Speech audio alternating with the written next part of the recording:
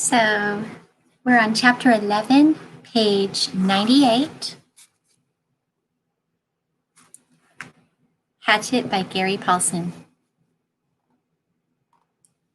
There were these things to do. He transferred all the eggs from the small beach into the shelter, reburying them near his sleeping area. It took all his will to keep from eating another one as he moved them, but he got it done. Out of sight, again, it was easier. He added wood to the fire and cleaned up the camp area. A good laugh, that, cleaning up the camp.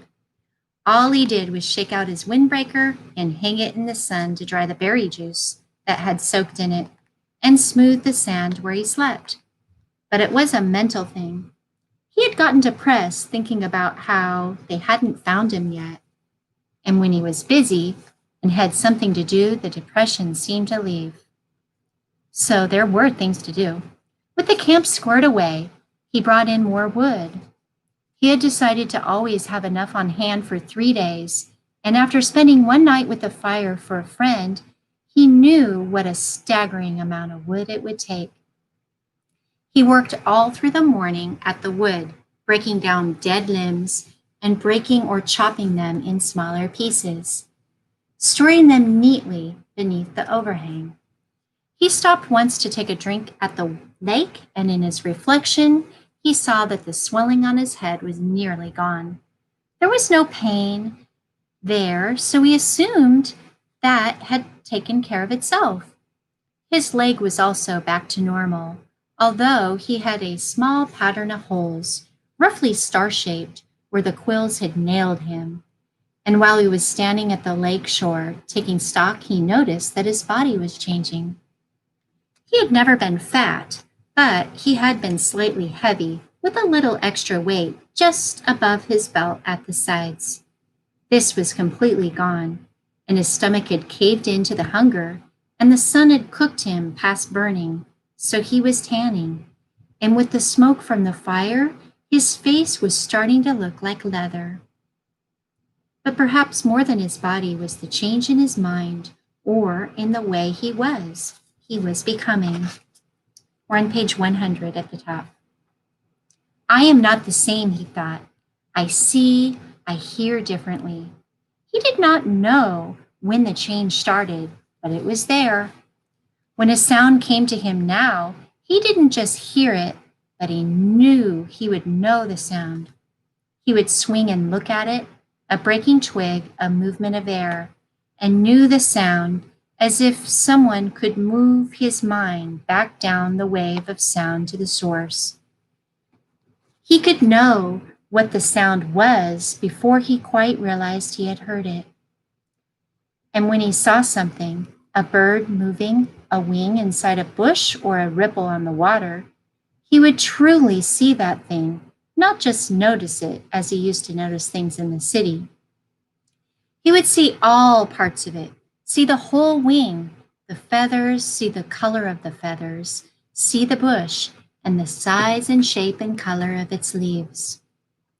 He would see the way the light moved with the ripples on the water, and see that the wind made the ripples, and which way that wind had to blow to make the ripples move in that certain way. None of that used to be in Brian, and now it was a part of him, a changed part of him. A grown part of him, and the two things, his mind and his body, had come together as well, had made a connection with each other that he didn't quite understand. When his ears heard a sound or his eyes saw a sight, his mind took control of his body. Without his thinking, he moved to face the sound or sight, moved to make ready for it, to deal with it. We're on page 101. There were these things to do. When the wood was done, he decided to get a signal fire ready. He moved to the top of the rock ridge that comprised the bluff over his shelter and was pleased to find a large, flat stone area. More wood, he thought, moaning inwardly.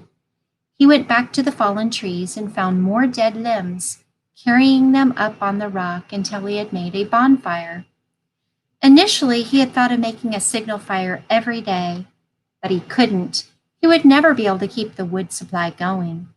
So while he was working, he decided to have the fire ready, and if he heard an engine or even thought he heard a plane engine, he would run up with a burning limb and set off the signal fire. Things to do. At the last trip to the top of the stone bluff with wood, he stopped, sat on the point overlooking the lake, and rested.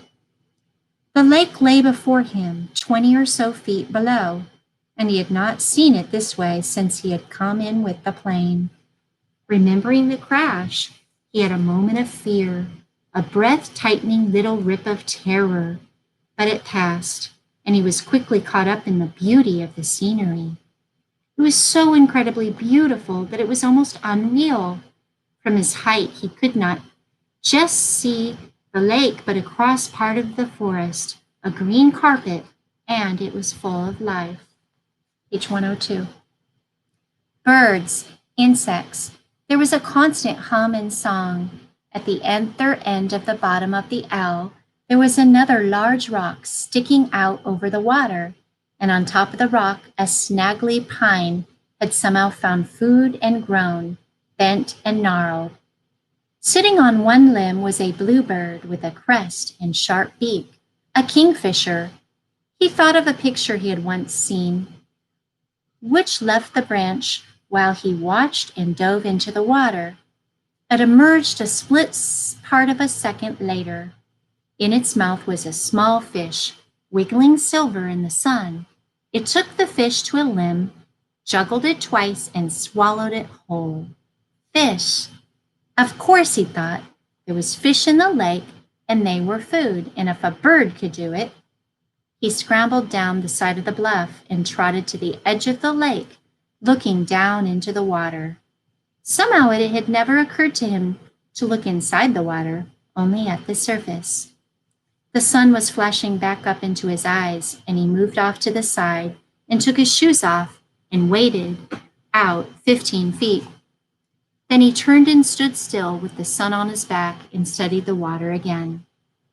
It was, he saw after a moment, literally packed with life. Small fish swam everywhere, some narrow and long, some round, most of them 3 or 4 inches long, some a bit larger and many smaller. There was a patch of mud off to the side leading into deeper water, and he could see old clamshells there, so there must be clams. As he watched, a crayfish looking like a tiny lobster left one of the empty clamshells and went to another looking for something to eat, digging with its claws. While he stood, some of the small roundish fish came quite close to his legs, and he tensed, got ready, and made a wild stab at grabbing one of them. They exploded away in 100 flicks of quick light, so fast that he had no hope of catching them that way. But they soon came back, seemed to be curious about him, and as he walked from the water, he tried to think of a way to use that curiosity to catch them. He had no hooks or string, but if he could somehow lure them into the shallows and make a spear, a small fish spear, he might be able to strike fast enough to get one. He would have to find the right kind of wood, slim and straight. He had seen some willows up along the lake that might work, and he could use the hatchet to sharpen it and shape it while he was sitting by the fire tonight. And that brought up the fire, which he had to feed again. He looked at the sun and saw it was getting late in the afternoon. And when he thought of how late it was, he thought that he ought to reward all his work with another egg, and that made him think that some kind of dessert would be nice. He smiled when he thought of dessert so fancy, and he wondered if he should move up the lake and see if he could find some raspberries after he banked the fire. And while he was looking for the right wood for a spear wood, he thought, and it all rolled together, just rolled together and rolled over him. These were these things to do.